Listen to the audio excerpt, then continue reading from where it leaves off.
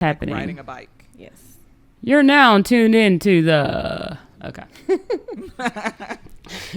I don't even know what our intro sounds like anymore. Crap. I can make There y'all we go. one. What y'all need? No, we really appreciate the offer. But What? I can. huh? But what? I can No. She offered to make us an intro. Oh yeah, we have music and such. We just need to like get it. What's the word? Are you painting on your face? You know, that's what the children do. But you're not silly. Got it. All right. Everybody in a space where they can begin recording. Mm-hmm.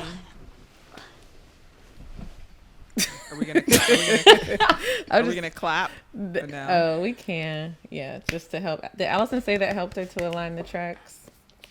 I don't know. We gonna start the wave. We gonna start the wave. I don't think it'll all clap at the same time. No. Oh, let me make sure I turn this thing down so it's not hearing you. If I turn you all the way up, it might hear it. Okay. Can you put your headphones by your mic real quick, Amber? This is Turn just your monitor all the way up. turn your monitor up. Oh. All right. 1, 2, 3. I hit the thing. No. Oh. No, that was my voice. I didn't hear anything. Try again. I'm gonna turn my monitor up too. My thing up. Yep, that did it. 1, 2, 3. All right, we're good. It's just to help our editor to line up the tracks at the same spot. Also, this is only for if we have to use GarageBand. Let me turn myself down. All right, I'm gonna hit record on this side now. All right.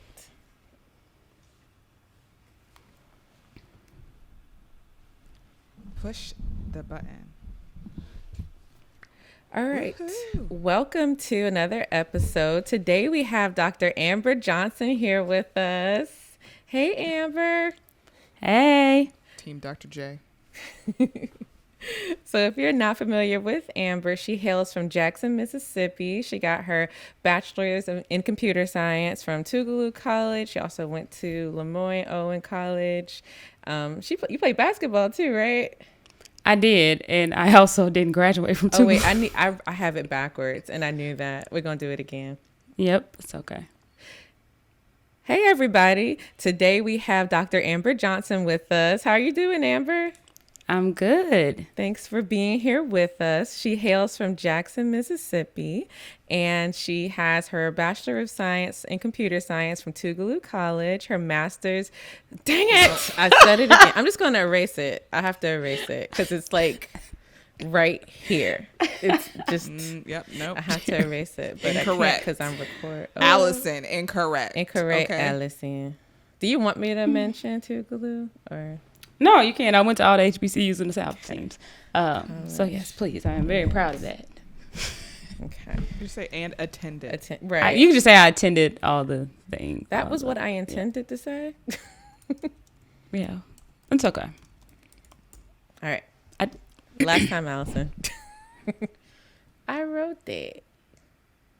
Okay. And also it's repetitive.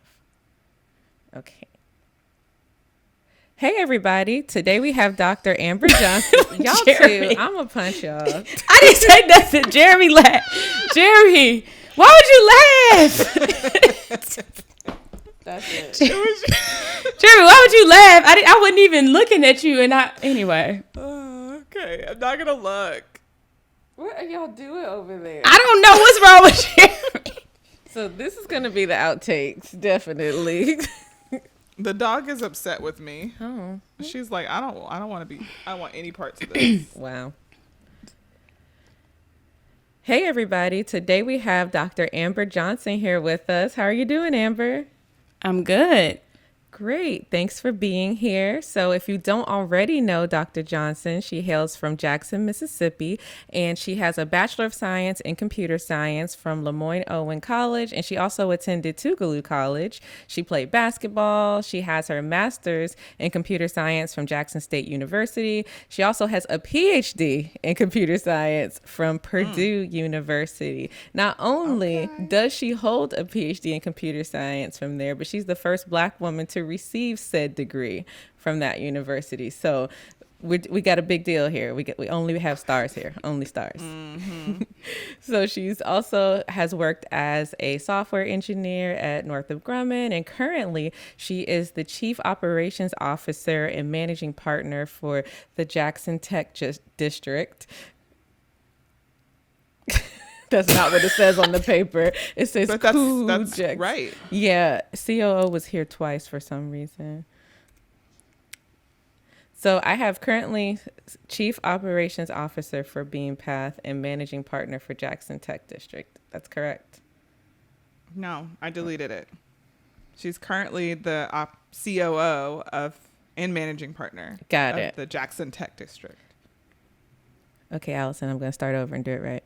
Not all the way. I'm just saying just this line, not the whole thing. So back to us, Allison. I'm doing this line over again. She's currently the Chief Operations Officer and Managing Partner for the JXN Tech District. If that wasn't enough, she is the owner of the Kidult Life, which is a lifestyle brand for being who you are, no matter where you are. So welcome, Amber. Hey, how y'all doing? Great. Doing wonderful. Happy to have you here. Absolutely. I have a lot of emotions about interviewing Amber today. Why? Because she's like family, but she's not. Oh, dog shake. Gracie, sit down. This is the we're doing things from home remnants situation happening because the dog is just not a fan of me talking for some reason. But yeah, my whole family is from Mississippi. We've talked about this. Yeah, we're probably cousins. We just haven't, I haven't asked my grandma yet. Yeah. Mm-hmm. Somebody's related to somebody. Somewhere. Because my family name is Johnson Simon Stinkins. Oh, yeah, we're definitely cousins. So we're just going to go with it. We don't even have to, you need to piece it out. Y'all related. My grandma had 15 siblings. High probability. It's a real high probability. Yeah. Yeah, we got to talk about this offline. My inheritance may be your inheritance. We need to discuss this. Okay. I think we can add you. I think it's okay. So, Amber, when you were growing up in Jackson, did you always know you wanted to be in tech? What kinds of things were you interested in when you were young? So I actually wanted to do voiceover for cartoons. Really? Yeah, but I didn't know that there was a job. I just I would just practice little voices at home and mimicking people. So I knew I wanted to do that, although I didn't know it was a job. I don't know. Anyway, I also wanted to be an architect. Those are two very different things. Yes, I was somehow going to build houses. With my voice, three I don't know. Very different things. Yeah. I But I also, was gonna say you didn't do either of those and did computer science. I did. I'm now doing voiceover for some things, but myself, Netflix. I'm coming Netflix. But no, I was always curious about how things worked, so I would take things apart. My VCR and cassette tapes and bicycle. I was always just tearing stuff up. See, you was that kid where it's you can't have nothing because you go. Well, tear it up. No, I didn't tear it up. So I just I wanted to see the inside of it. It still worked. Oh, that's good. But I would take it apart and put it back together. But I did tear up a bunch of computers though. So that was the beginning of the computer. But that was LimeWire and Kazaa and it was because of the Napster and all that. Yeah. Early hacker. Got it. Basically. So the statutes of limitation are over. So right. That was but even still 15 years ago? I don't know what I think it was about 20. Yeah. Oh my goodness. Let's not think about that. Yeah. Yeah. Okay, but growing up in Jackson, you likely didn't have a whole lot of resources that were tech related, right? So Oh no, definitely not. where did that come from? So I got my first computer when I was 4. And this was like 92. So people didn't have computers in their home just yet. And so some guy, computer dude, came over and set the computer up for my mom and left. And then she just stared at it. But but I was paying attention. And I think I was on it one day and she was looking for me, and I don't know, the rest is history. But I taught her how to use it. I think she got it to learn how to type. So the only thing she had was Mavis Beacon, the typing lessons. And so this is when you had to boot up the operating system. You had to type like MS-DOS or something like that. So I taught myself, taught my mama. And so I didn't have like Leapfrog. We didn't have Leapfrog. I think that came a little later, like with my little sister. What was the little, computers we had with the itty bitty screen, the little laptop? Leapfrog. That was Leapfrog? I know Leapfrog might be the company. I know there's a educational software company. Yeah, so I had that. Was before I could read at that point and was far off into the world. Not in the world. But yeah, I had that, and my mom she always bought me gadgets. So I had video games and stuff like that. So I was always interested in like techie stuff. That's cool. Yeah, same here. I tore apart stuff, but not the VCR. I wasn't that brave, but same kind of thing, like all the little gadgets and gizmos and stuff. So what about high school? Like, did you do like any special programs in high school that led you towards tech or computing? Absolutely not. I think the closest thing the closest thing I had was my TI-84 calculator that I could program, if y'all remember that. Kind of wasn't like hardcore programming, but you can make little games. So it's like a little Super Mario Brothers kind of game on there with blocks. I still have it actually. Snake. Yep. Snake was on it. No, Tetris was the one. That was my jam. Oh, Tetris. That's right, because it can do that. Yeah, so that's the closest I had, and a Game Boy. I think that I probably wasn't playing with in high school, but nope, I did not have anything technical in high school, any classes or anything. Just basketball. Just basketball. That was basketball's your game. bad. Ball is life. So yeah, I had basketball, but as time has gone on, I've been able to reflect on things, and I really like to create. And so playing basketball, I'm able to create. So no two plays are the same. So each time you run up and down the court, you have to like assess the offense and the defense and, figure out how to, get the ball in different places. So I was a point guard.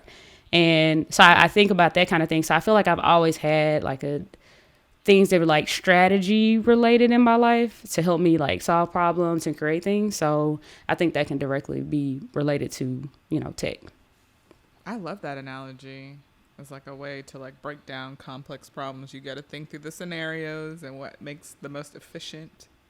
Yeah, you articulated that so much better than I did. But I mean, people don't make those connections with like basketball, and the point guard is like the perfect position to like, use for that analogy. And you were doing it in real time. Like everybody else solving problems, we can sit down with a piece of paper and a calculator, and you're doing all this mental math in real time. So really good training there. Forget being a computer with NASA. You were a computer on a court. Not the hand flip. Yes, if any of my previous coaches are out there, I did make a few turnovers. But hey, it doesn't matter now because I have a whole PhD, and that was not related whatsoever. That's okay. So you decided to go to college. What influenced you to do that? Hillman.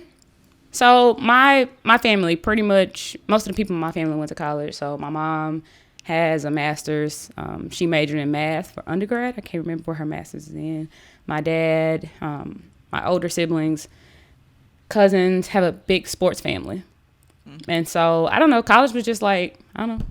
That's what you do. Yeah. Yeah, that's what you do. But as far as the school that I chose, I was going to Jackson State out of high school.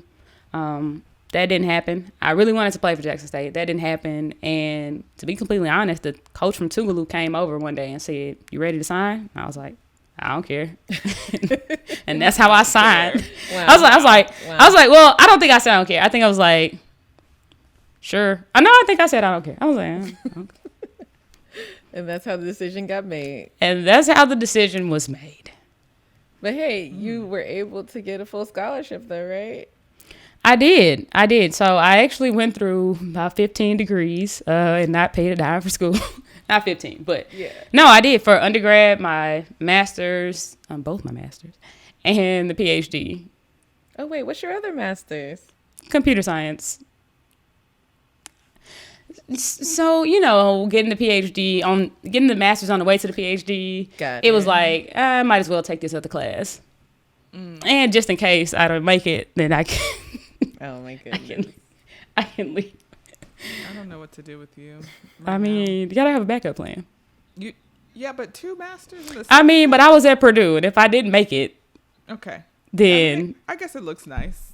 I mean, you all are the first people I've told this publicly. Actually, Allison, you can take that out. You can take that. You can take that out. Is that a real Allison take that out, or is that a?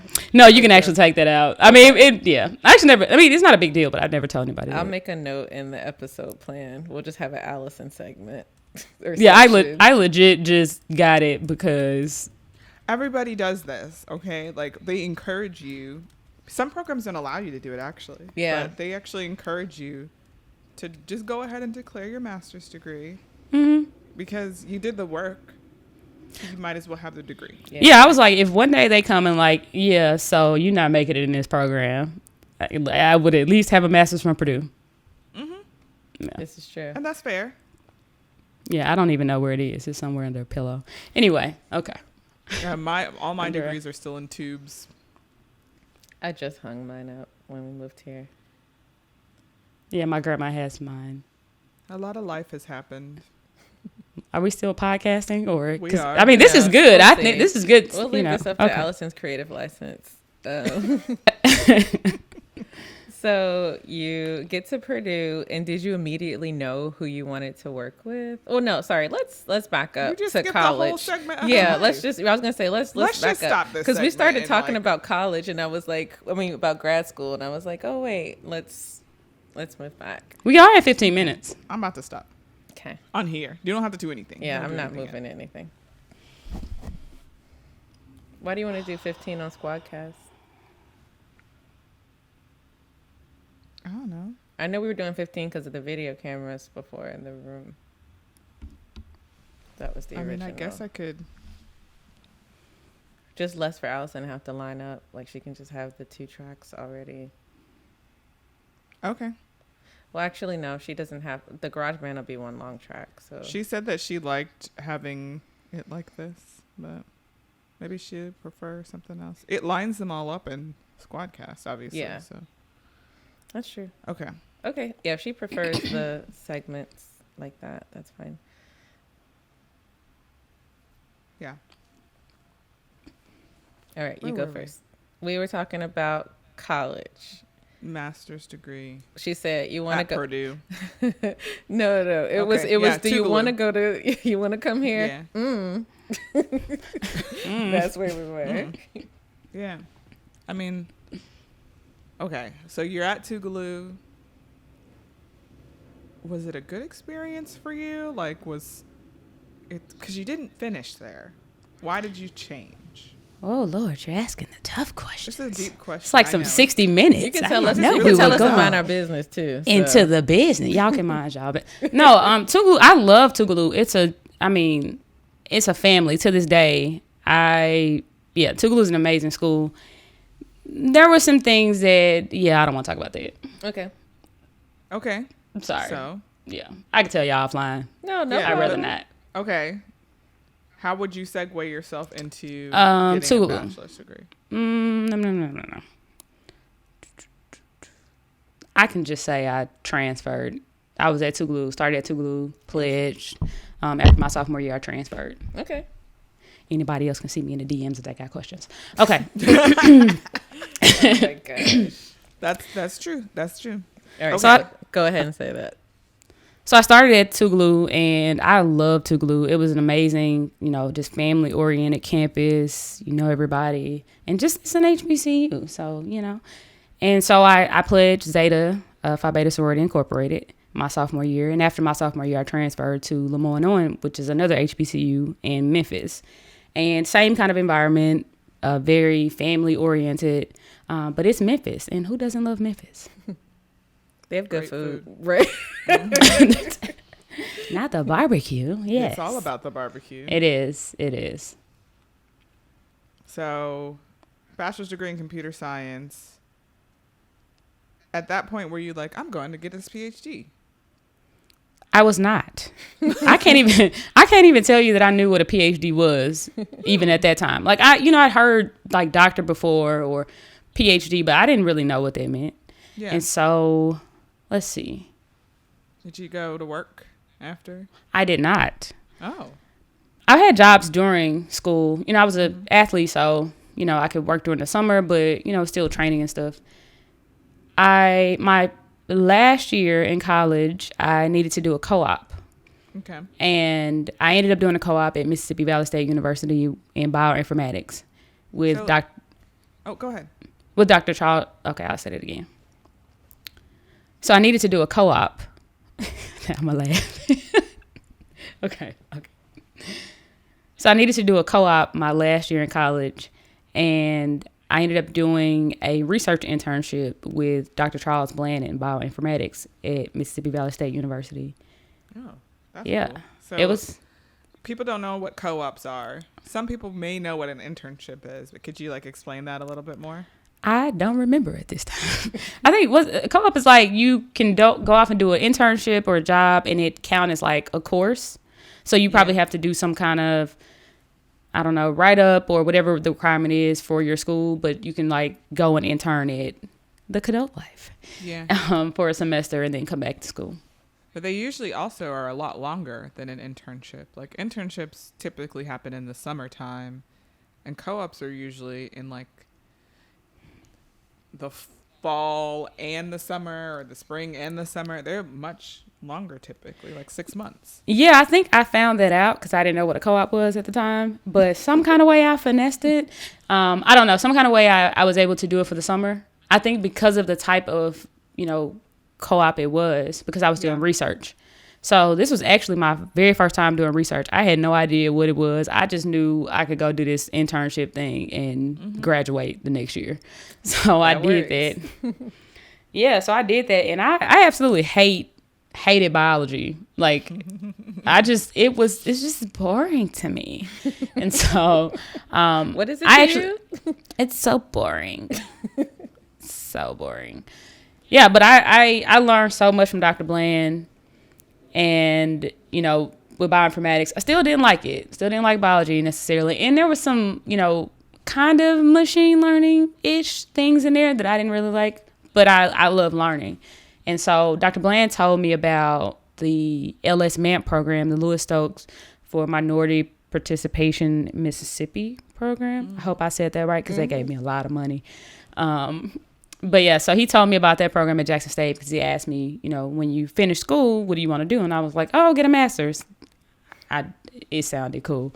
So he told me about the program, and school year went on, and I was able to go to my first research conference. Yeah, all in 1 year. Wow. And I won first place in the poster competition. I know. I was sitting at the table. So here I am at little bitty, itty bitty Lemoyne with an enrollment of about 800. Wow. And, this conference has University of Tennessee, Knoxville, and MTSU and TSU, all the SUs. And I'm from the small liberal arts school. And so I was just happy to be there, just happy to be amongst the number of the people. And ended up winning, which opened a lot of opportunities for me and, just exposure. And so I ended up applying for LS MAMP after almost not applying. and getting in. And that's how I, started my master's program. And so the LS-MET program is actually called LS-MET Bridge to the Doctorate. So they prepare you for the PhD. That's nice. I was a Bridge to the Doctorate student at the University of Florida. Oh, nice. Yeah. So, I mean, for us, we got to have like this whole cohort model built in. I actually just went to a wedding of one of my cohort members. Oh, nice. We're besties. Hi, Ajwa. So, yeah, we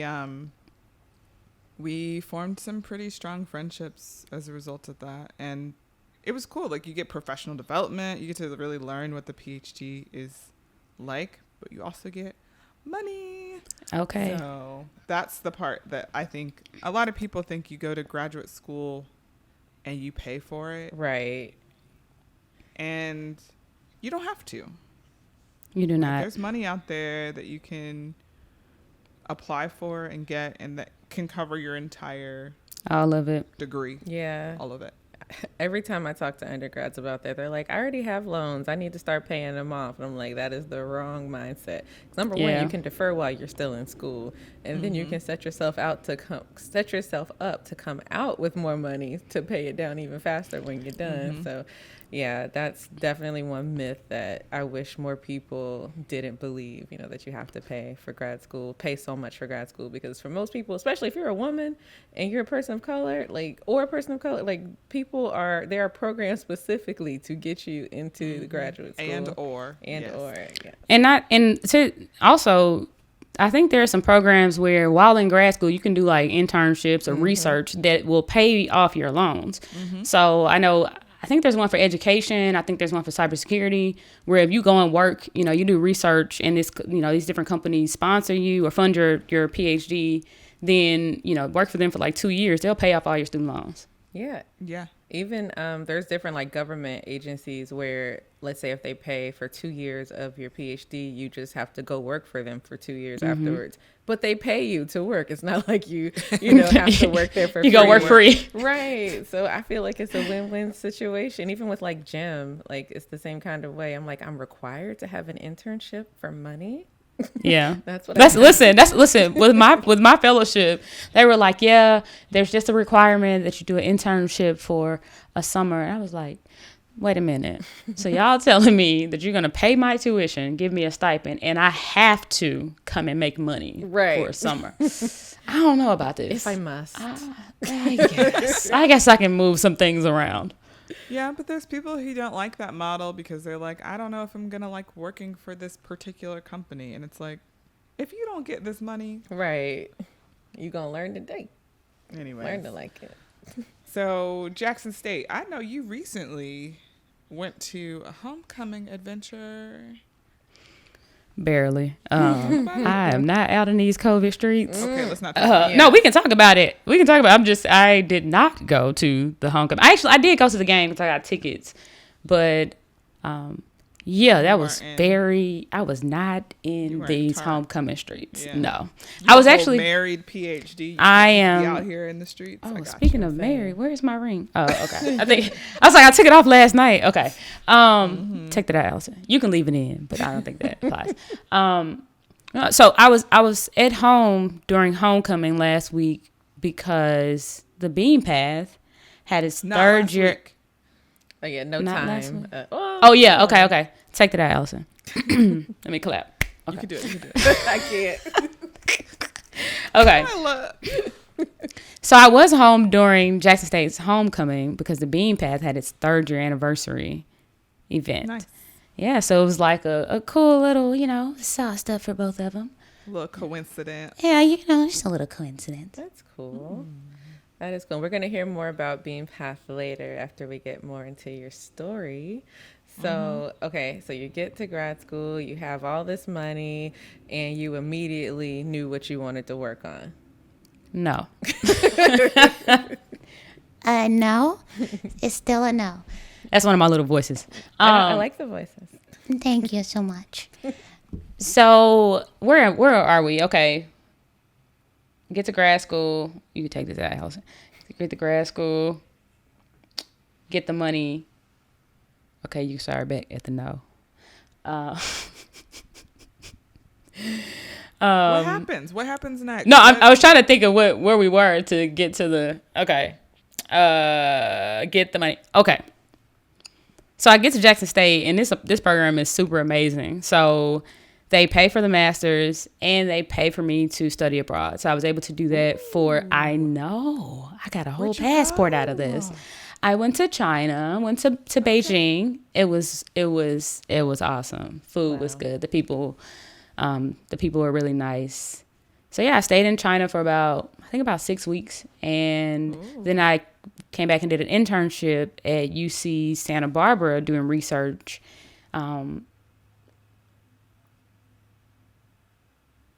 Soccer balls. I was trying to remember us. Okay. Did you say soccer balls? No, I said this is an awkward pause. I thought you said soccer balls. No, we can take gaps. Oh no. I know you can edit. That's why I'm like pausing in between the next, so she'll have enough space to. Sorry for all this editing, Allison. I'll send you. Allison gonna quit after this one. She's like, okay, Allison, this is the one gonna put you on. This is the one that I'm gonna be calling you in Netflix. I'm like, who edited that video for you? Okay. All right. So where was I? Went to Santa Barbara. So I went to Santa Barbara and I was able to do research there. And that was super cool because I had never been to California before, and now I would love to live there. But yeah, I came back to Jackson State, and I think the following semester is when somebody came up to me and asked if I wanted to take a free trip to Purdue. I was like, yeah. That's so random. They were like, okay, I'll put you on this list and I'll send some more information. I was like, cool. This is one of my classmates. I knew the person. Okay. It's not a stranger.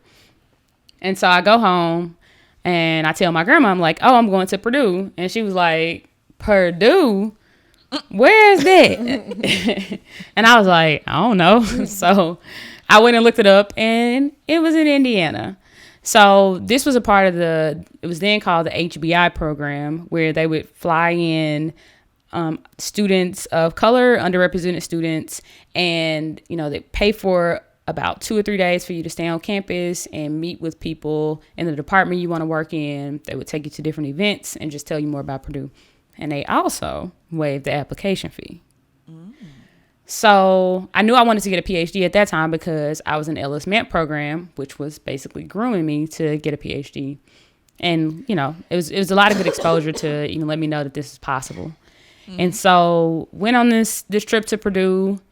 And I remember riding in the car from the airport with a couple of the graduate students at the time.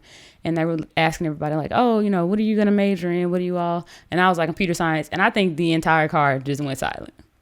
And somebody turned around and was like, computer science?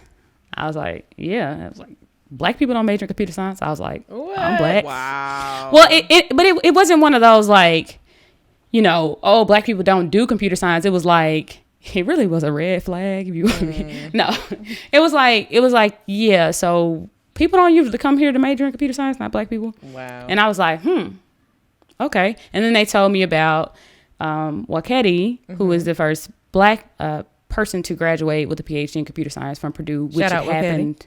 Shout out to Wakedi, who I finally met after me. But yeah, so he graduated, I think, 2 years before that.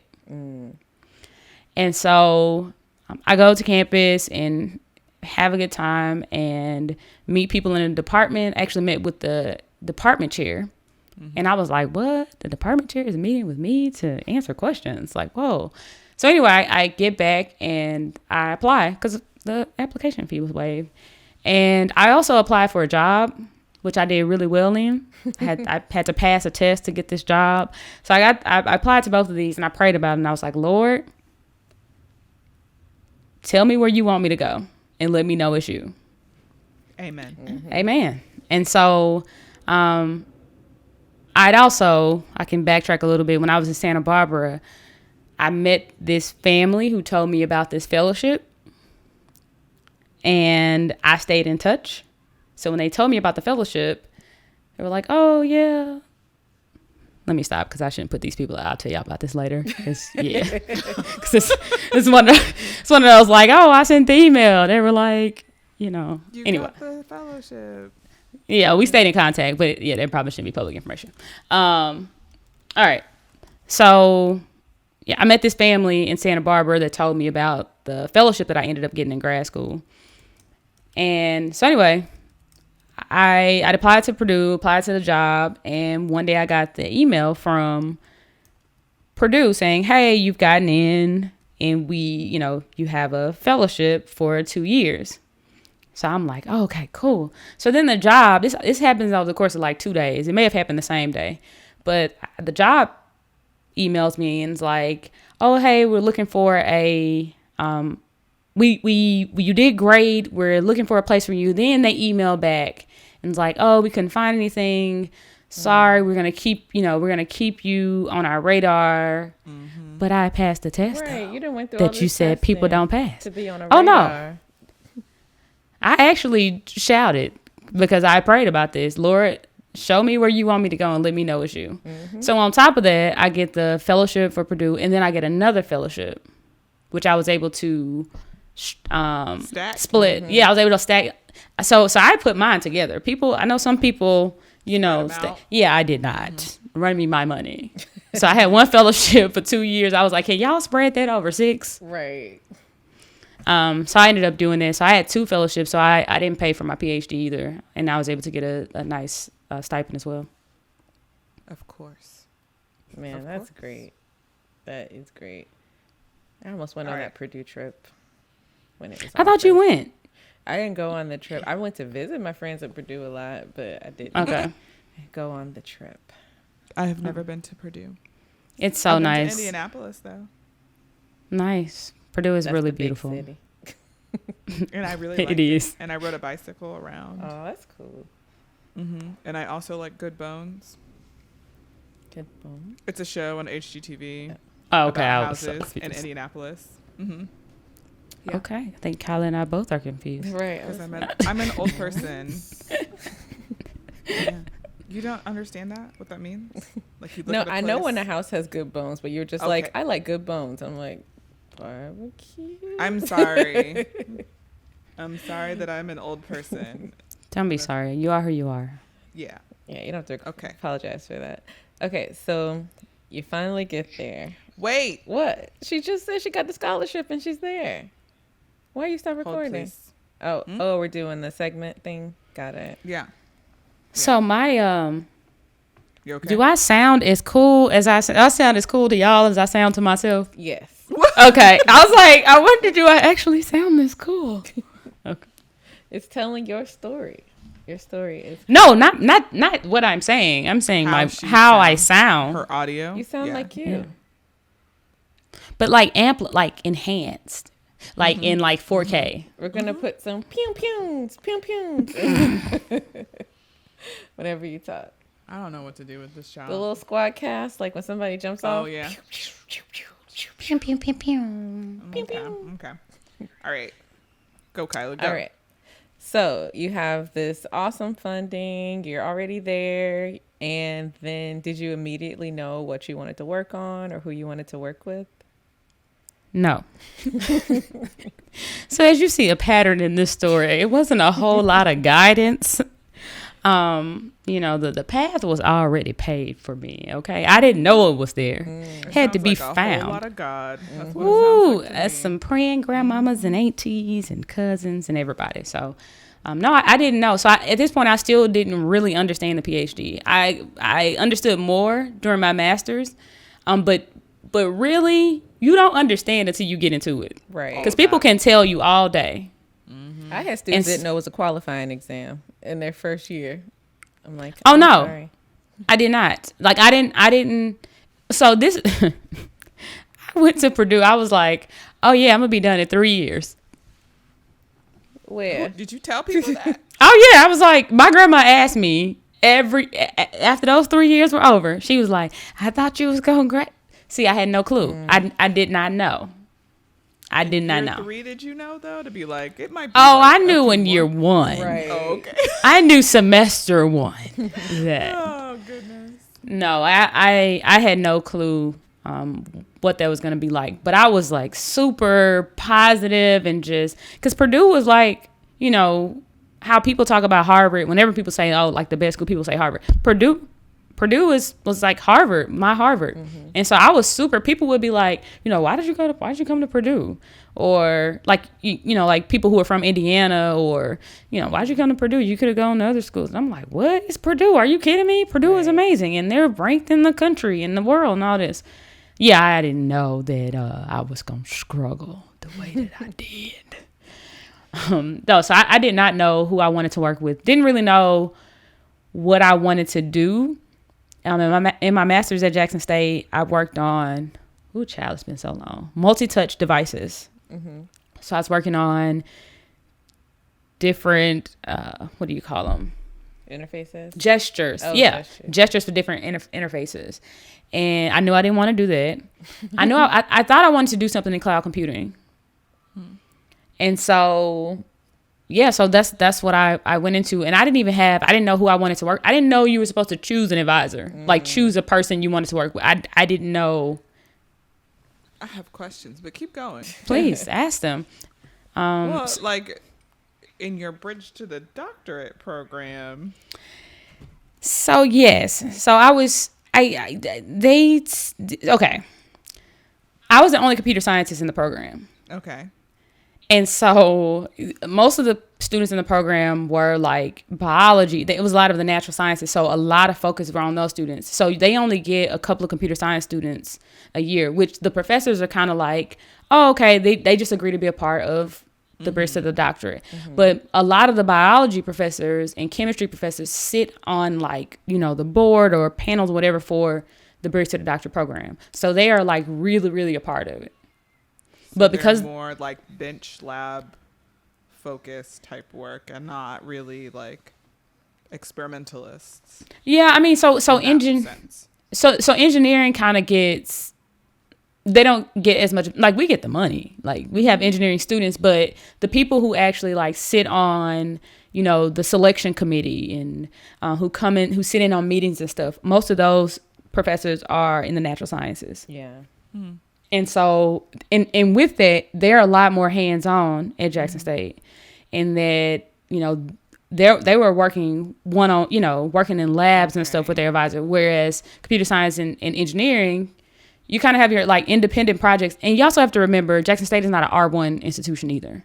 So it looked a whole lot different than Purdue, which is an R1 institution. So I had a different kind of experience. But I definitely found out. So I get to Purdue and I was assigned a professor, advisor, and it was an experience. Oh my dear. Between interests and research, life, and it happens. All the things. But I remember that wasn't it, basically. Oh no, I knew. Well, yeah. I kind of, from other people, so I had friends who were in, other engineering disciplines, because the computer science department is under the School of Science. Yeah. So it is not engineering at Purdue. And I had friends in different departments, ag and food science or wherever. And, I knew their relationships with their advisors. And I was like, oh, so y'all have like meetings where y'all talk about research? My meetings were talking about my hair. Oh. Yeah. But what actually helped me was, my then advisor told me when they were talking, and she says, because all of our meetings were about my hair, and she was like, maybe the PhD isn't for you. Maybe you should, have you thought about industry? Even if you, and so I was like, I was like, oh no, I'm getting this PhD. And she was like, even if you're able to pass the qualifying exams, you still have to all the noise over there. I needed you sitting in the background, Jeremy. But she's like, even if you pass the qualifying exams, you still have to do your proposal, qual 2, and you won't get passed in the research. So many things helped me. But in that moment, even though I was pretty down, just even before going to her office, I hadn't talked to her about any of my struggles at all. Wow. And I was looking at her like, lady, like, you don't even fund me. And you don't know I have me. my own funding. And you don't know me. But that's all I needed. Right. Because I did feel like, I was like, dang, like, I don't know if I'm but when she said that, I was like, oh yeah, I'm definitely doing this. Yep. And like, The contrary, like, like sis, me. It's like, oh, you said if, okay, I'm gonna get it. oh, I'm gonna write my sis, you don't dissertation know with your me. pencil. You don't know that I didn't have books in high school. We didn't have book. We barely had books in my high school, and you just told me, that I cannot get this PhD. Oh, you thought so? I actually wrote that. I did some being Mary Jane stuff and wrote this on a sticky note, and put it on my bathroom mirror. Oh wow. But I remember also. I'm gonna start over because I think okay. I remember also reading an article about Kyla. So during this time, I was like looking for anything to connect to, just kind of like, Black people, PhDs, just trying to find. So I needed something like, to know some other Black folks that had done this, to know some.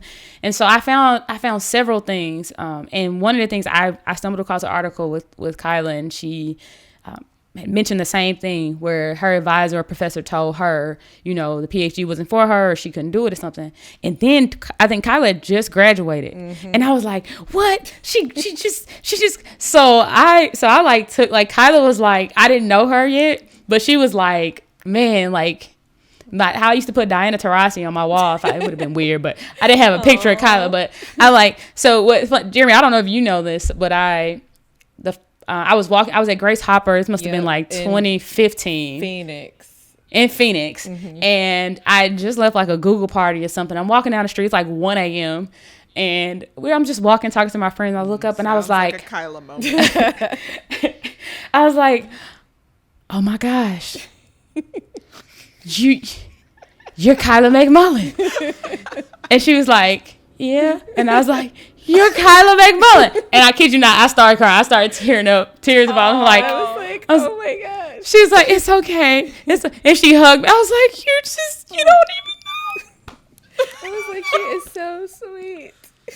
Then she gave me her number and never responded to any of my texts for 2 years. But anyway, we're here now. We're friends. No, just playing. I realized why, and I'll tell you that off camera. It was mistaken identity, but I will. Oh Lord! I will tell you that later. But the funny thing is, I was with my cousin, who's an actual actor, and I was in town, and I just came from his show, and he's like, "I'm the one that just got off stage, and people were recognizing you in the street." I'm like, just saying, need to be Kyla. Yeah, they were definitely being cousins and like cracking jokes in the background, like, "Oh, you're Kyla." Oh, they were doing all that. But I was like that. Yeah, I was like, but the thing is, I think before that, no, I don't think. Yeah. Anyway, I'm walking. So 1 a.m. I'm walking down the street and I see Kyla, and she hugs me and I'm crying. I'm just like, I'm sorry, I'm crying. You just don't even know. Yep, exactly. And she was like, here, take my number. I'm call me whatever you need. So I'm just crying. Like, Kyla gave me her number. And I'm telling my friends, and they like, what? Who? I don't understand what's happening. But yeah, it was, and I have several moments like that with Jamaica. I have moments like that with several other people who, once we met, it was like, we did. They're in my life forever. Yeah. Easy. That's beautiful. So that really helped propel you and gave you the motivation to keep going. Oh yeah. I mean, I think, like I said, I know the Lord put me on that path. I didn't know at the time why, but there were so many things along the way that was like, okay, you good. You got it. Like, even when it was like, some of the darkest moments, or I felt like I always knew I'm not gonna say I always knew I was gonna finish. I know I was there for a purpose. Yeah. And I knew God had a plan for that. And so people asked me, did you think you were like, did you ever want to give up? And I was like, nope, because, I was like, no, because I mean, Lord, you sent me here. Like, what you doing now? So I knew because when people ask, why are you getting a PhD? My truth is that I prayed about it, and the Lord told me to go to Purdue, and so that's what I did. So I didn't know. Wasn't 5 and like, yeah, I'm gonna get a PhD one day. Like, there are people like that. I was not. Mm-mm. Looks the other way. Anyways. Yeah, I think that's most of our stories though. Like, when I think about all the conversations we've had with PhDs in computer science, they kind of sound the same, where it's like, wasn't necessarily trying to go down this path, but since I'm here, Right. Minus way. and I have decided I'm gonna do this in spite of, because of whatever the case may be, is happening. So I love that, you found reasons to continue and to push through the hard spots, because there's hard spots in everything that we do, and something has to motivate us.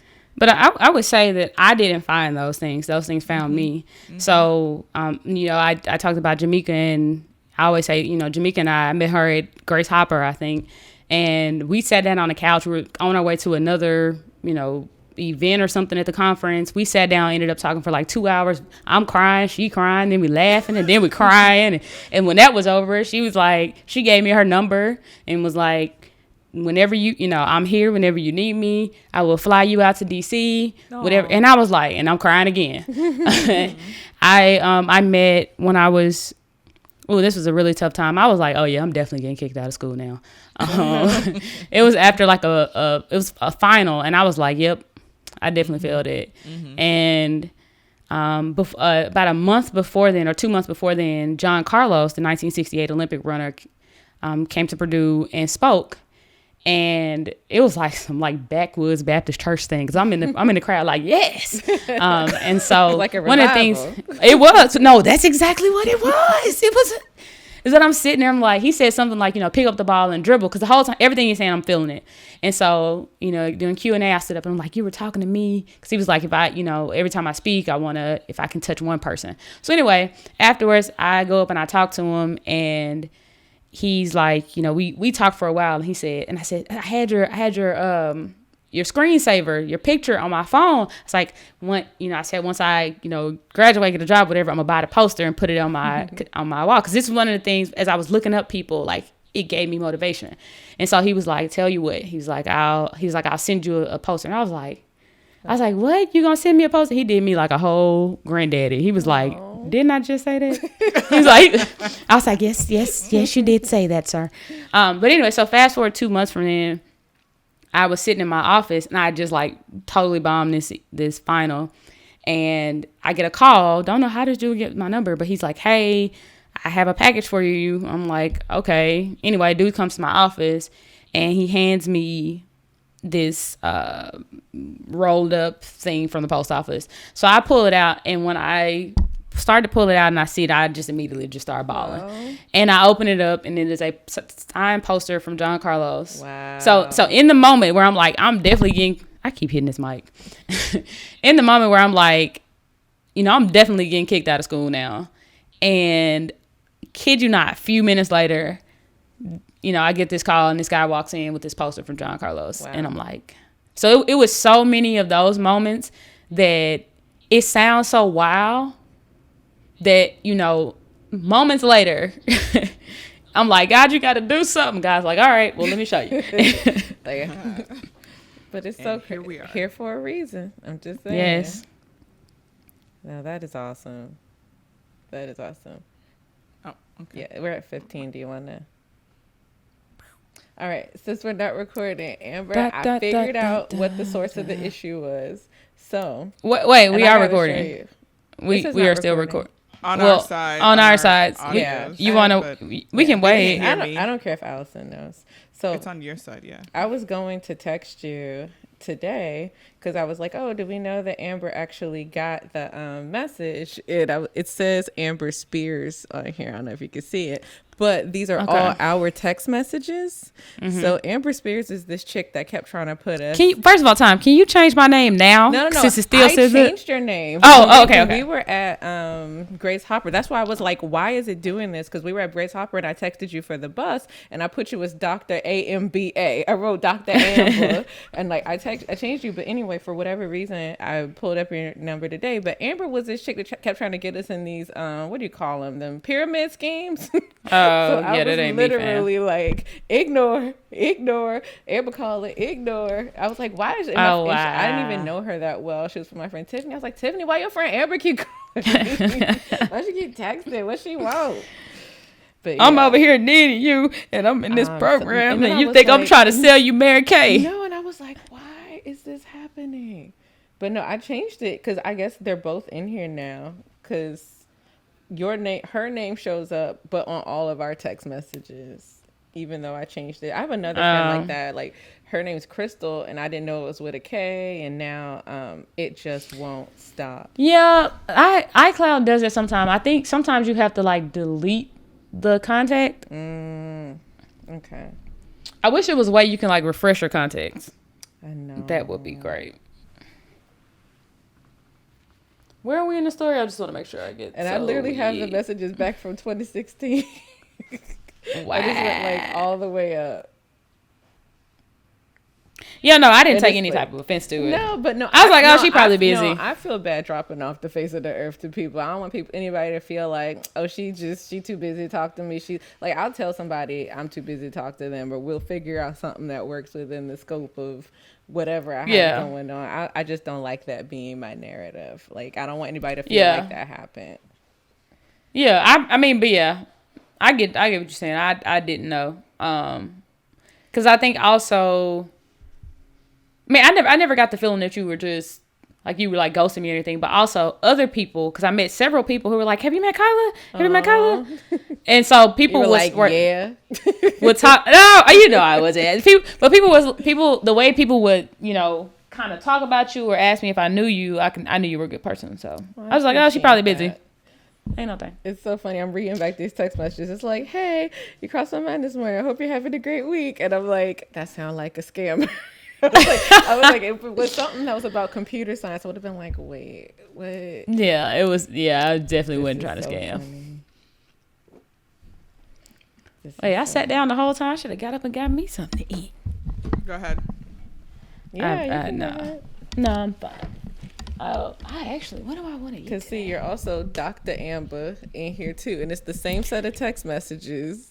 Jeremy Kyla was just telling me how she was ghosting me for like Whatever. 3 years, and Mistaken then identity. Yeah. and then one day she saw me, and maybe I was with Jamaica, and she was like, "Oh, hey." No, it was at Tapia. It was the next time was at Tapia because you were like, That must have been "Remember Grace Hopper," 2016. and I was like, "Yes, I remember you." And I'm like, "How in the world did I forget?" I was like, to I cried in the call her? street for No, you. no, I no, confessed my love and I for was- you at oh 1 my a.m. gosh. in Phoenix. Remember that? No, and I remembered you, and I'm like, whatever happened to her? But I was at Tapia for one day just to be Juan Gilbert. Like, I was not even, it wasn't even one day.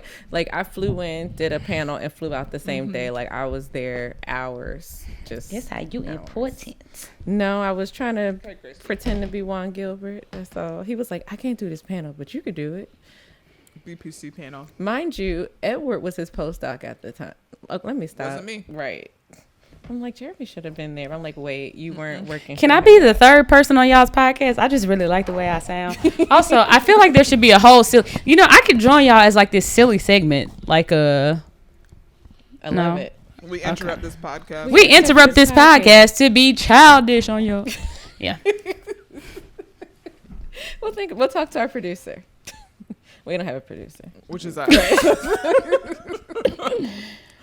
I mean, if y'all still got some funds, I can help y'all edit some things. Y'all know I'm Yeah, we're trying out an editor now. She's done so far so good. She edited one that we both really liked. So once she edits this one, I think that'll Now be you- a good. I think this was a good test.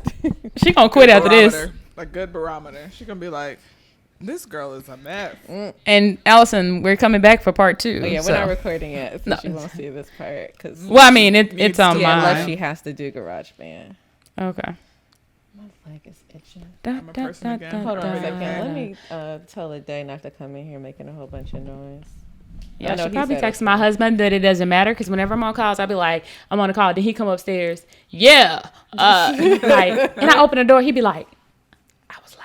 Yes. You opened up a bag of chips. Okay, hold on. Well, Jeff can say hi. I don't even know. Well, he hasn't. My phone's on Do Not Disturb. So he Here's may my have. picture. I had a picture of us. Amber came to the Meyerhoff 20-year reunion. Oh, shoot. I had our picture around here one day. I meant to embarrass you with it. I don't know what I did with it. His car actually needs to, he probably can't pick it up till tomorrow. Let me grab my water. Assistant. Hold on, y'all. Let's see this. I'm just sitting by some of my random pictures. It's me. A little lower. Oh, We were at hilarious. the Gatorade Museum.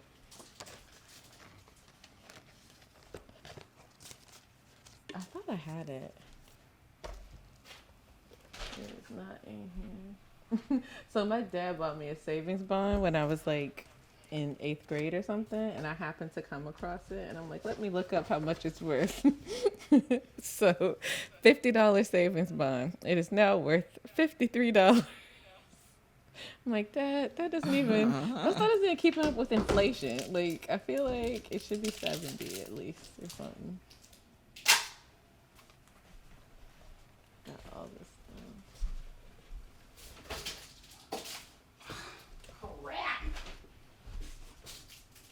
What's this up?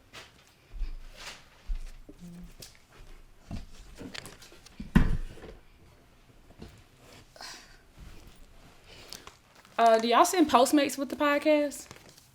Ooh, We thought that about would be it. a cool idea. Yeah. I think you should probably can test it out today. If you like. I love Here to. it is. I found it. Yeah. Aw, look at us. That's me and Kyla and Jeff and Rob. Yeah. You were honorary Meyerhoff for the day. Yes. That's like one of the last times that like the world was normal. Was it? That was 20. Yep. I think that was 2019. Yep. Mm-hmm. Yep. I wrote myself I some wasn't even notes a on the back doctor of yet. This is Amber Johnson. Do not block her. No, I was doing a fitness thing and like I had my weights for each day. Like I was doing this cleanse. Oh, wow. And I was taking I don't know why. Who knows?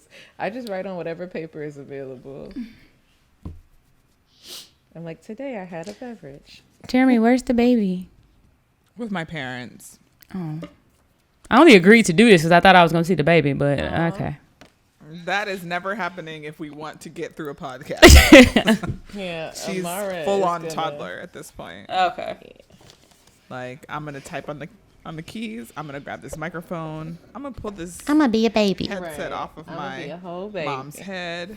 Yeah. Okay. She's a lot. All right. So next, before we start recording, next segment, should we jump into research or Research. straight into? Okay. All right. Do you want to start? Yeah. Okay. All right. So I feel like we've learned a lot about how you got to the PhD process, which is a very interesting nonlinear path. But I mean, when you got to grad school and started this PhD thing and finally figured out the stuff, you had to do some research to get out. So what was that about? What was that like? That was definitely a very squiggly line. I started out doing research in cloud computing, and then I went to vehicle communication. So working with autonomous vehicles, and it was really cool. I had some really cool ideas, which I still don't think have been done yet. But my heart wasn't really in it. But I kind of decided, okay, I can do this and get a PhD from this. I can, looking back, I'm so happy that I did not, because I would have been miserable. But so I was working on that, and my aunt passed away my second year at Purdue, just before my second year. And so she passed away from COPD, and that's chronic obstructive pulmonary disease. So she was actually diagnosed the year before I was born. So my entire life, her being in and out of the hospital, eventually having to, carry oxygen around 24 hours a day, that was my norm. So I didn't really it never registered to me that she was very sickly.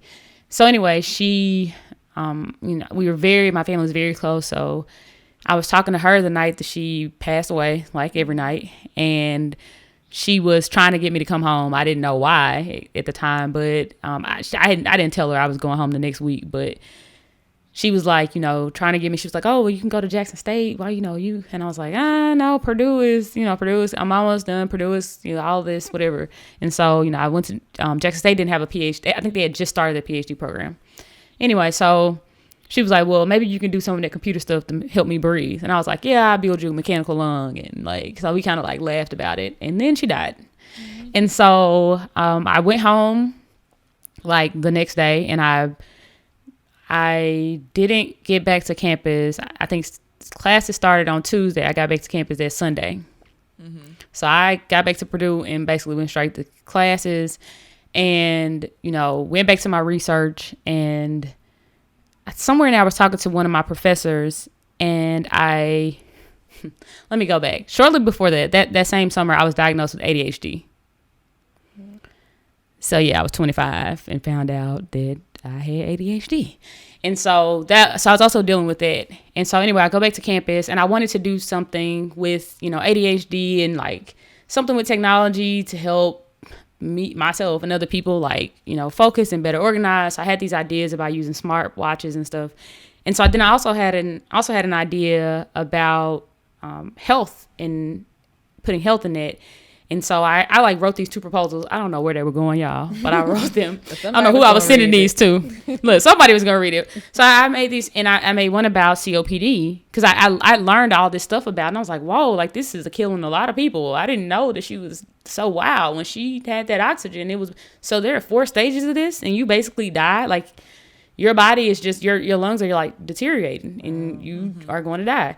And so, so anyway, I was talking to a professor, and I was talking about research. He said, what do you really want to do? And I was like, well, I have this idea for ADHD, and I, also have this idea for COPD. I was like, yeah, but, maybe I'll do that after I graduate or something. He was like, no, I think you should reach out to Registry Health Center, which is at Purdue. And, they are always looking for projects. And so I was like, So in that moment, I'm sitting in his office, and he's talking, and I see him talking. I hear him talking. But the Lord spoke to me again and said, you going to work on COPD. And I was like, and so then I heard my auntie say it again, maybe you could build something to help me breathe. Wow. So fighting back tears, I'm sitting there and I'm like, okay, I know. Phoenix and Fire was like, I know what we're going to do today. And so basically reached out to them. Because when I had the idea, I was like, Lord, I don't know how I'm going to do this. I don't have any funding for this. I don't have data. I don't have doctors. And so I ended up talking to them, and they were like, we have data. We have doctors. And I was like, oh, okay, God, I see you.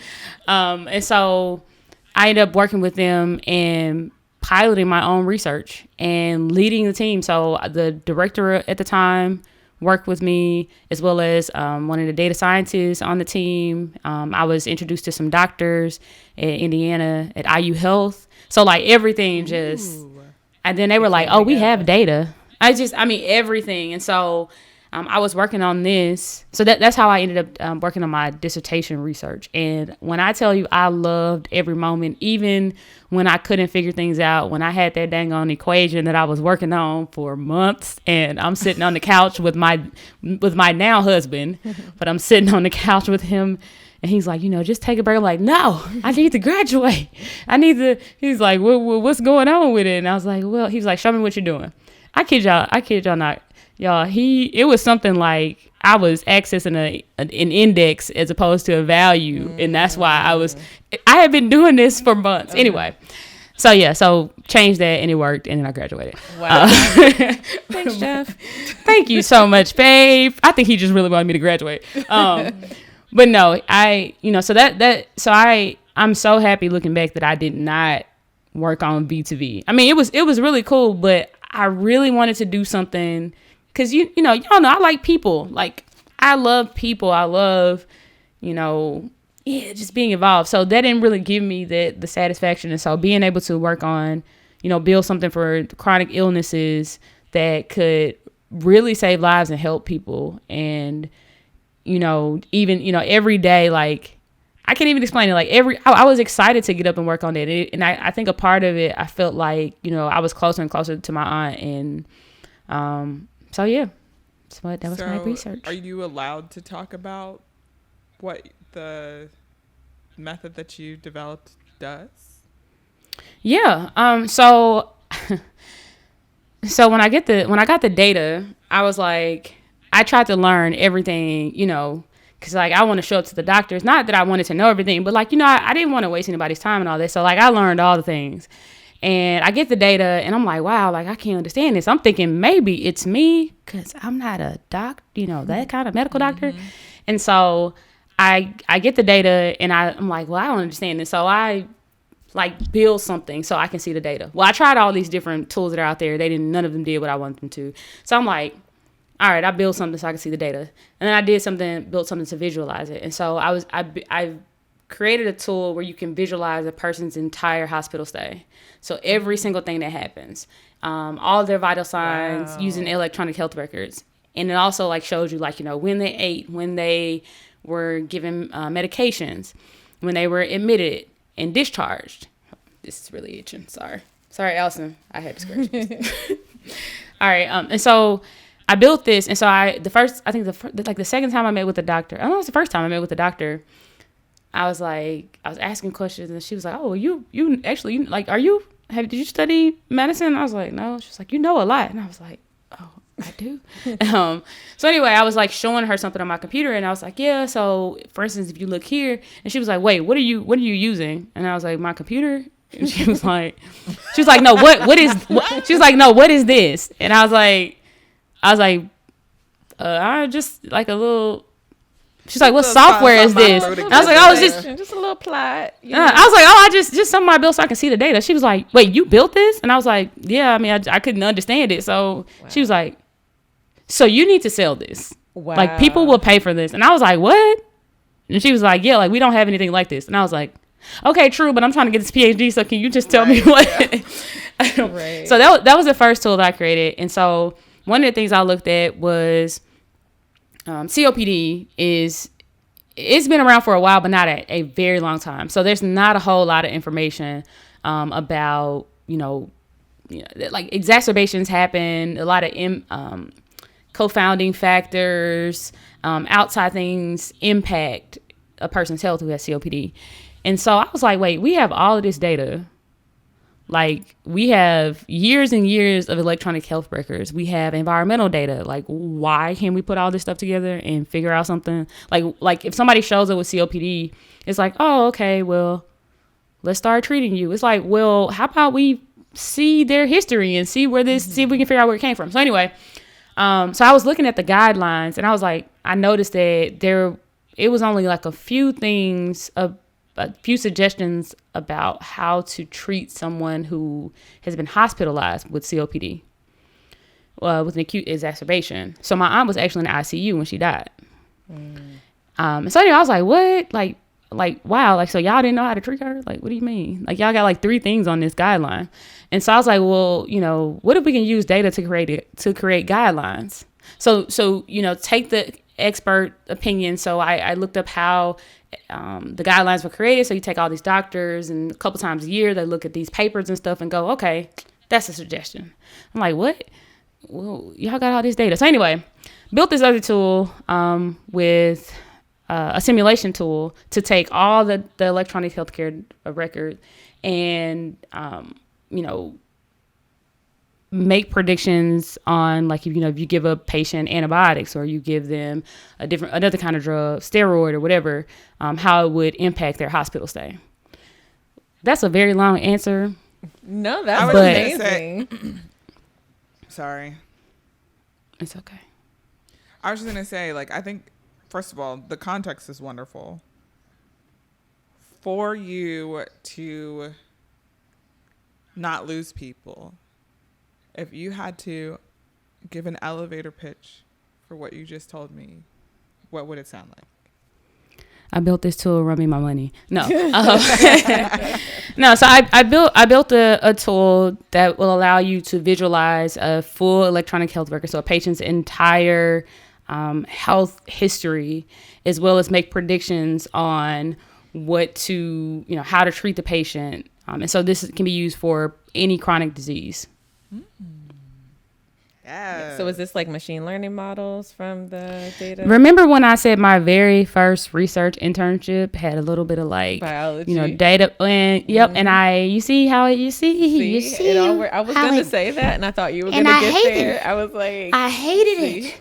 I was like, the whole time when I realized, I was like, I ain't want to do machine learning. I ain't want to listen to no biology. I was like, but I'm here. Okay, we here. but here we are. You learned from it. You learned did. from it, and you did the stuff that actually mattered to you with it. Yeah. Because the other stuff you didn't need. You That didn't was care stuff you about could've that filtered stuff. out. Like when it I had a didn't. purpose, it's like, oh, okay, now I know what I need to do with this.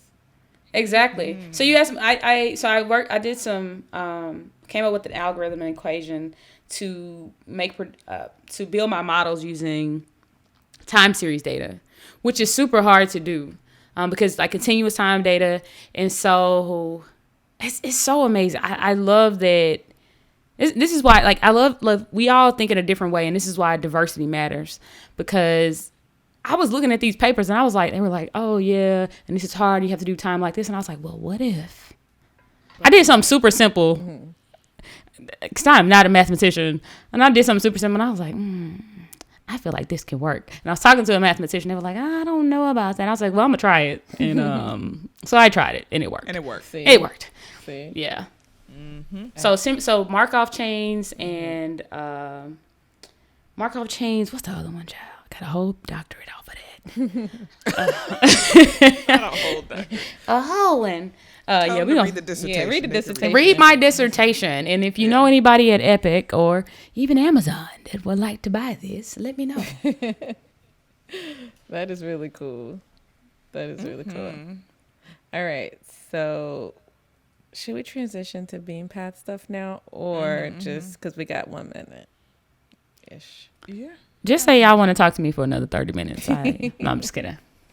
No, we're good. Okay, so you finish, and then all of a sudden you're like, I know exactly what I want to do now, because you've created this tool. I could see you, going into to market with this, and getting having them run you your money. So how did you decide? Like, what led you to what you did immediately after the PhD? So no. Again, no. I keep setting you up for these answers that I know You the keep- answer is no. It's a no. So right after I would have loved to patent what I created, which I actually tried, and I still think it's patentable, if that's a word. But yeah, I still think it's able to be patented.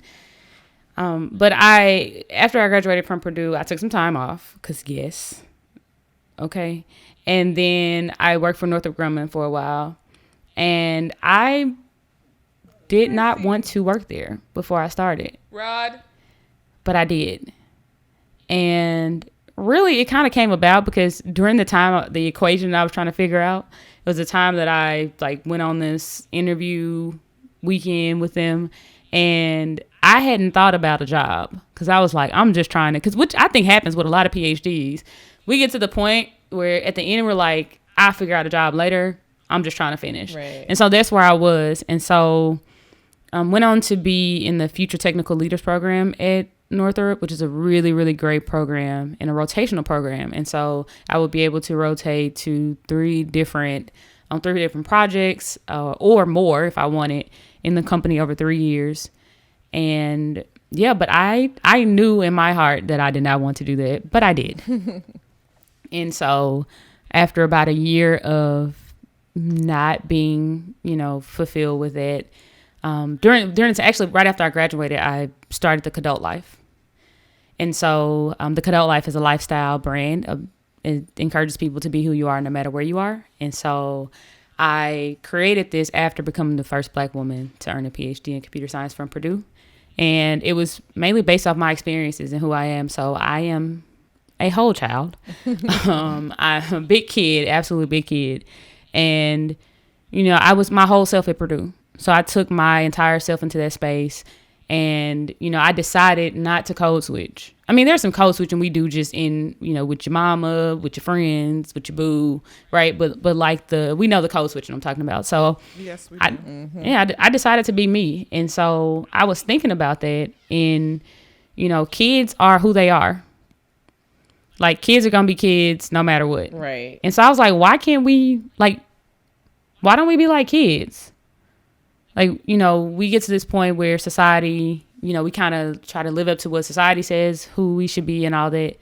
And so I created the Cadult Life. So Cadult is like kid and adult. And so, you know, I started the Cadult Life, and it started off with apparel, and I was doing that along with Northrop, and went through a whole journey. It was a journey, y'all. And decided to leave Northrop and, you know, work on the Cadult Life full time. And it was an amazing experience. That's really cool. Just follow your passions. Just came out with this. Yeah, she just came out with this shirt that I really like that I haven't bought yet because my life is a whole mess, and I will be buying it. Oh yes, if it is in stock. But yeah, like, check it out because there's also little people things. There are absolute little people things, and I'm gonna have more things. I'm actually moving towards some coloring books.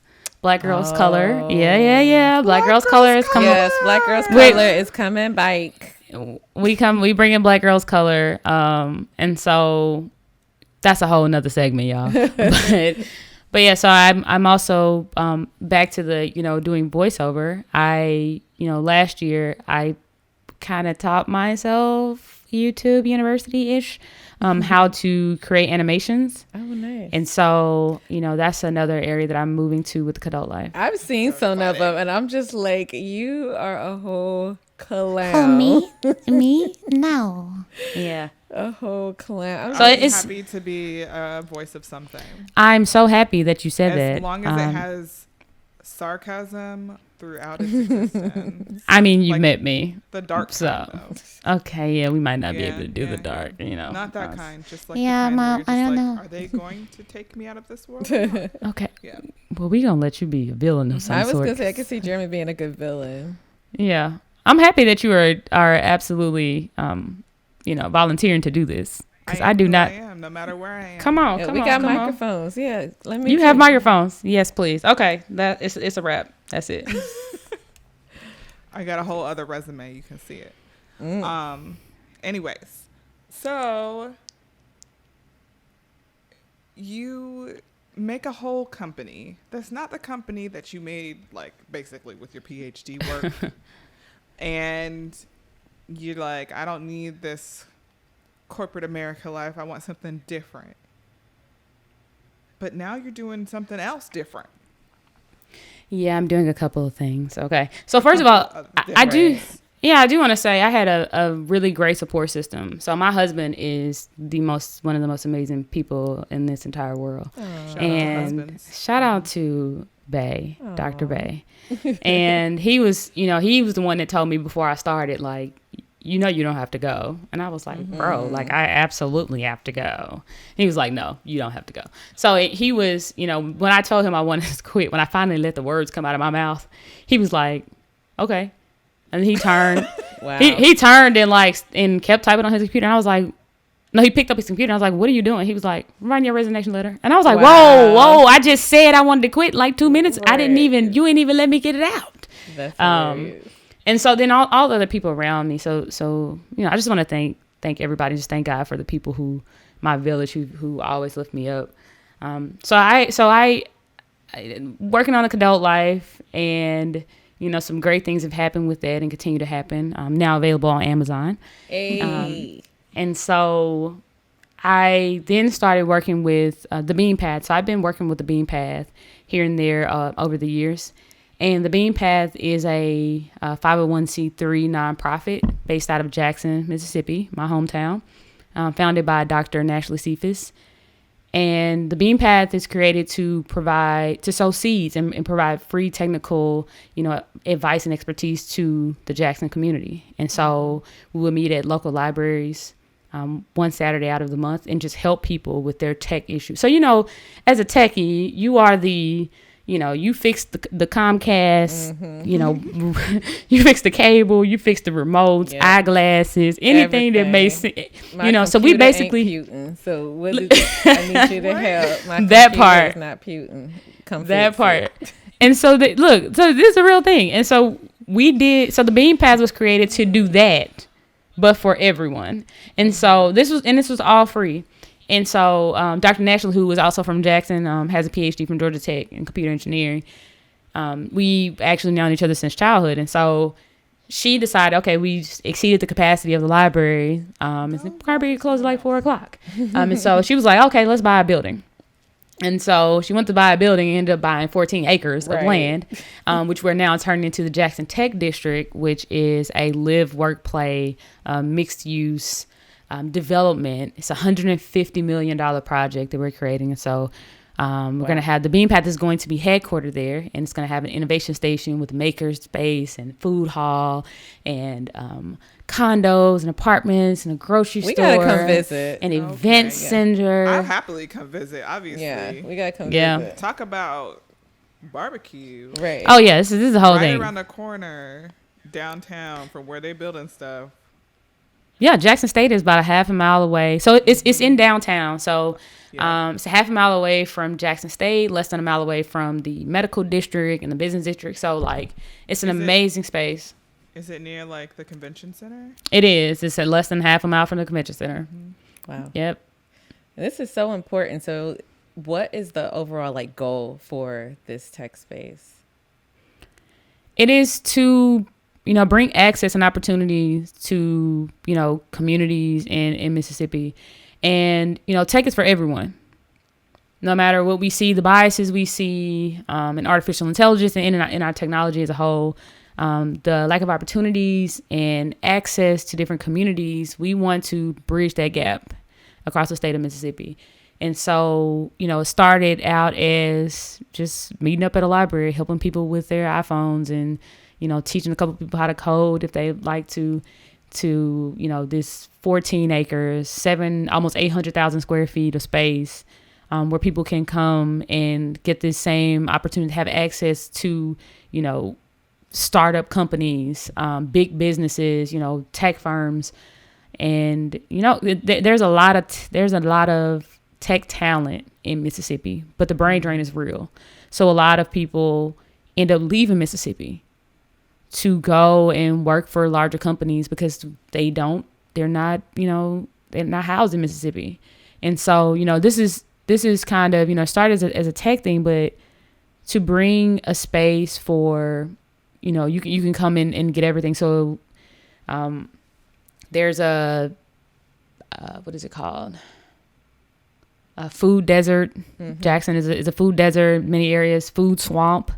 And so bringing the grocery store there that, will have fresh access to fresh foods, having an event space, having a dog park, because we like yoga. And so walking dogs, Mississippi, people in Mississippi, we like yoga, I think.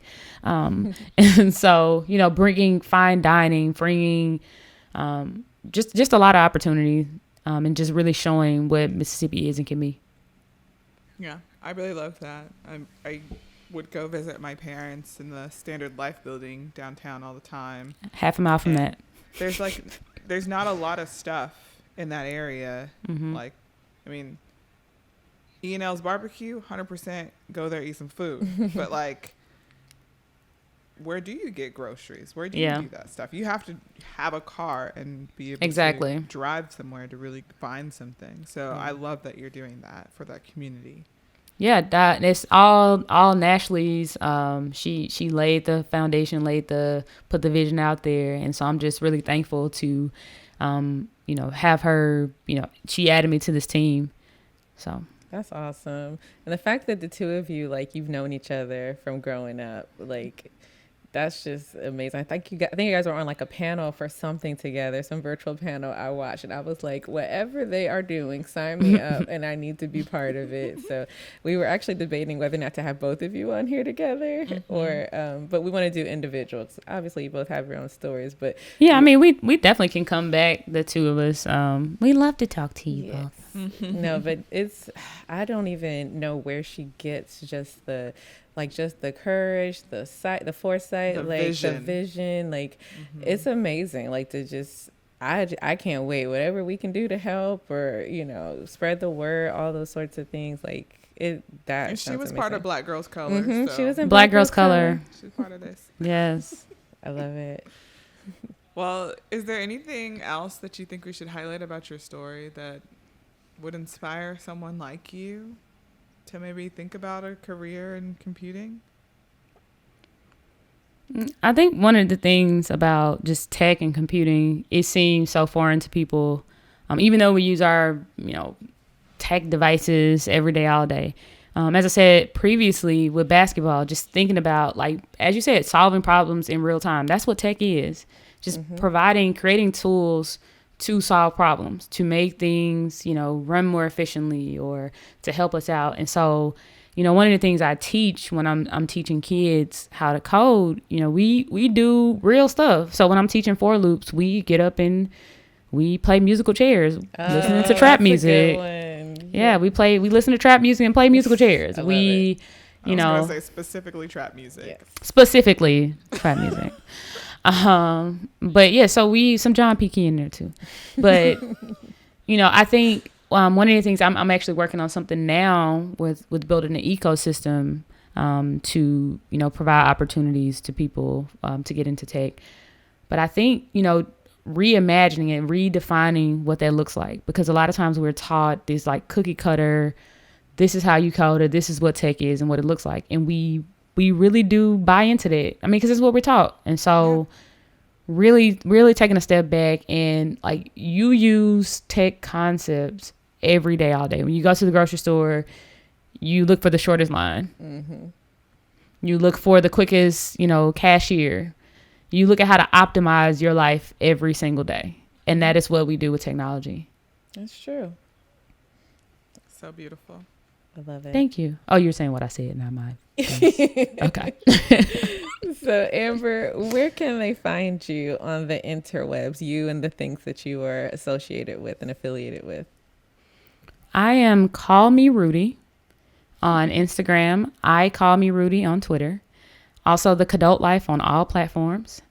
And you can also follow the JXN Tech District. So it's JXN TechDistrict. Spelling champion, 1994.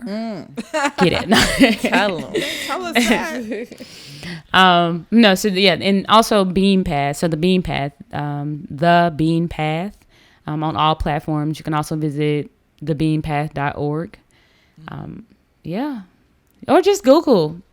Amber Johnson. Purdue. Amber M. Johnson. Yeah, don't There's just a lot Google of Amber Johnson. Johnsons. Because, that ain't me. There are.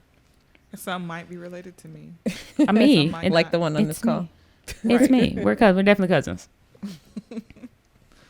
I'm so excited that we got to interview you and hear more about your story. It really puts a lot more perspective in like a lot of the conversations that we've had over the years. Because I don't know when we met. It was at somebody's conference. And you have such a light in you that radiates far further than you know. So thank you for agreeing to be on the podcast and really share your story. It means a lot. Yeah, thank you so much, because you could have been doing anything else right now besides Coloring. hooking up equipment and talking to us, and we appreciate it. She was coloring. Yeah. I appreciate y'all. Y'all don't, when y'all first started, I was like, I can't wait. I can't wait till they call my number so I can be on the podcast. Because I really do. You knew. I really do love the two of you. Y'all, the dynamic, and then I just think y'all are amazing people. Aside from, your titles and all that, y'all just fun people to be around. So Likewise. we can do this anytime. Oh yes. Sounds good to me. Be careful what you ask for, because we do sometimes do like ask us episodes. So Just send me snacks. Send me snacks. We'll see if we can arrange the snacks. Mm-hmm. Okay. Yeah. Thank you. Bye. Do I make little voices now? If those end up in That is going to be so boy. funny. Oh boy, you're listening compilation. to Modern Figures Podcast. Wow. I'm gonna just grab that one little sound and just put it on our story. Taking my it's sound on bites. our own audio loops. Oh, It's yes. definitely, yeah. Oh, yes. Yeah. Yeah, I do this all the time. Just randomly, I do little voices. I can dig it. All right, I can stop here. This thing is 22.34 gigs. Sheesh. Oh, I guess I should stop recording this now, so we can talk about the tea. No, I'm just. No, I'm just. No, I'm just. No, I'm just. No, I'm just.